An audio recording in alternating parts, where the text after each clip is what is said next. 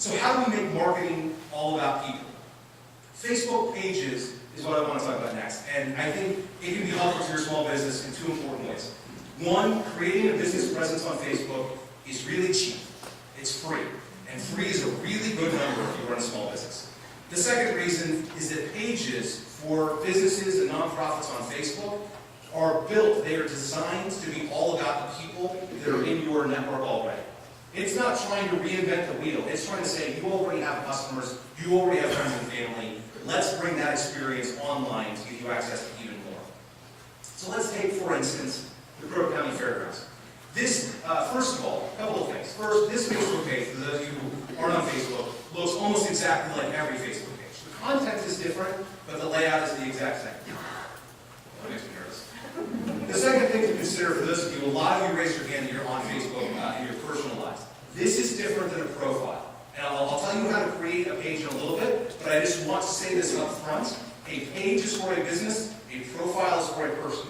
And so if you want to create a page for your business, we'll talk about exactly how to do that in a little bit. Do not create another account. You will find that that creates problems for you, so just flagging that up front. Now what can you do here on your Facebook page? You can highlight things like special events. You can give people updates about your hours of operations, about a sale. That's all fairly traditional stuff, but it's incredibly important. Having real-time access to your customers and giving them information, very basic information about what's going on in your business can be a very powerful tool. On Facebook, you can also add rich content, like photos, for instance, of your business. I talk to a lot of businesses and they say, but what we do isn't really that exciting. We make widgets, right? They don't want to take a picture of a widget. But it turns out you do. Because small business should be about people. And when people see your page, they want to know that you exist. They want to know that there are flesh and blood people, people who live in Prineville, behind the counter making the widgets. And so people will post pictures of their I don't know, the staff barbecue they had on the weekend, or pictures of people stocking shelves. Believe it or not, that stuff really matters. And it's really hard to put on a billboard or in a newspaper ad. It's really, really easy to put it on Facebook.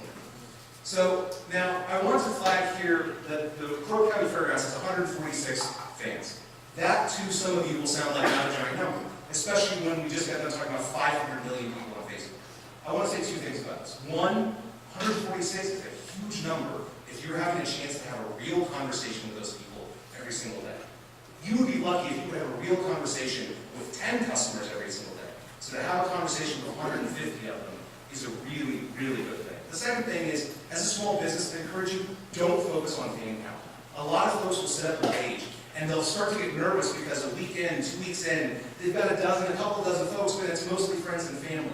This is, like the rest of your small business, something that takes time, and something that builds on itself. Focus on content. Focus on the people that you're trying to talk to. What do they want to hear from you? Do they want to hear about the latest special in your store, or the newest flavor of ice cream in your shop? Those are the things they want to hear about. If you build it, they will come. Now give it time. Corey, can I ask a question? Sure. I have a son who has a business over in the valley, and he said you have to have a private or a personal account before you put your business account on. Is that correct? So, no.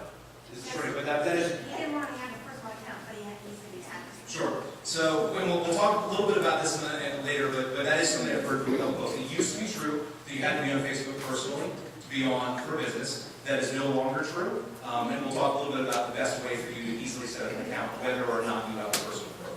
That's a good question. So I want to talk now about this Facebook page. It is very, very similar in most regards. Now, one of the things that you'll see that I would encourage you to do is here, the Central Oregon Visitors Association is including links to other content and pictures of what they're talking about.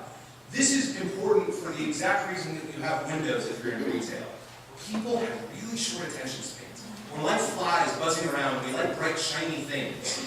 And this is the Facebook version of a bright, shiny thing. Show people what you're talking about.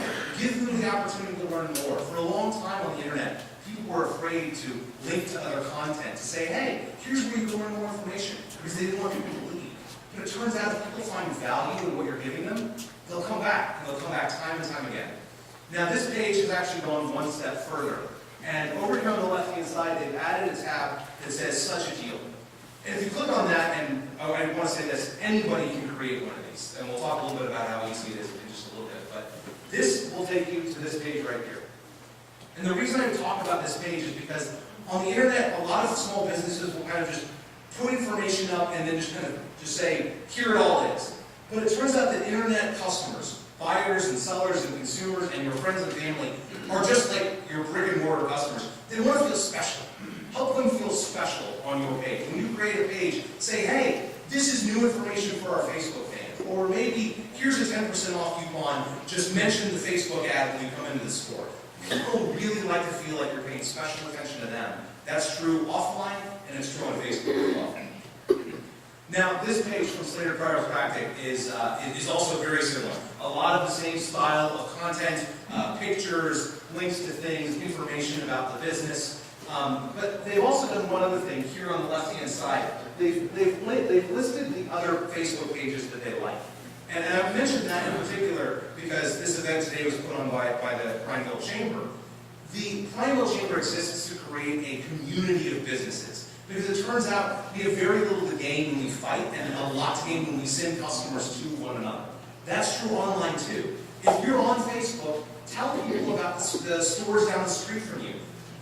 Sending traffic back and forth, just like in the offline world, is a very powerful tool online. Now, one of the questions I get is, but how did folks find Dr. Slater's page? It's actually a really fair question. We've got this page that exists out there in the world, but how do people get to it? So there are a few ways that this could have happened.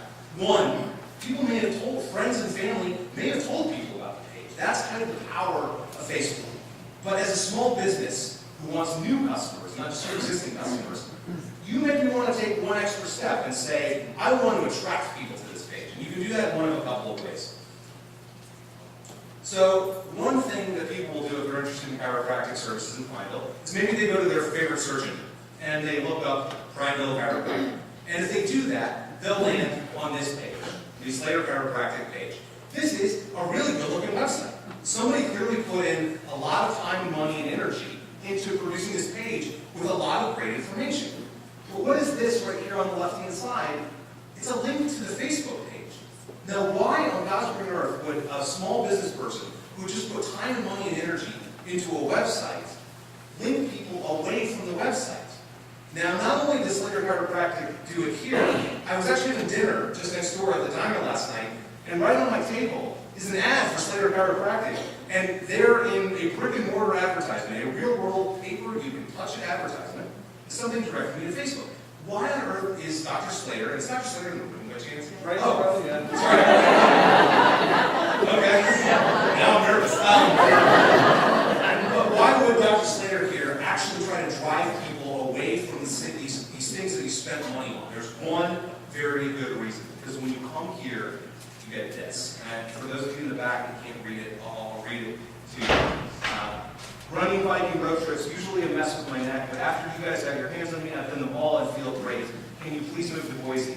The next one says, thanks so much, I love my new massager. And the third one here says, hey, I just wanted to tell you that I made the run on Saturday. Thanks a million for fixing my neck, it feels so much better. This is a conversation with your customers. You cannot pay for this kind of advertising. Literally, you could stand on the street and offer people $10 a pop, and you wouldn't get this kind of advertising. I want to be clear, opening up a conversation doesn't always get you this. Dr. Slater is probably very good at what he does. But it is better for you to know than to not. Most people will say things like, hey, I really enjoyed your new product. Or, hey, I'd love to learn more about this service. Every now and again, you'll get people who say, hey, I stopped by the other day and the sandwich that I ordered was cold. That was a little disappointing. It's really important for you to know that. And it's much better that you know that than for people to say it to their friends and family without you knowing that. So be scared of failure, but don't be scared of learning about failure. I think that's a really important distinction. Try not to fail, but when you do, it's really important to know about it.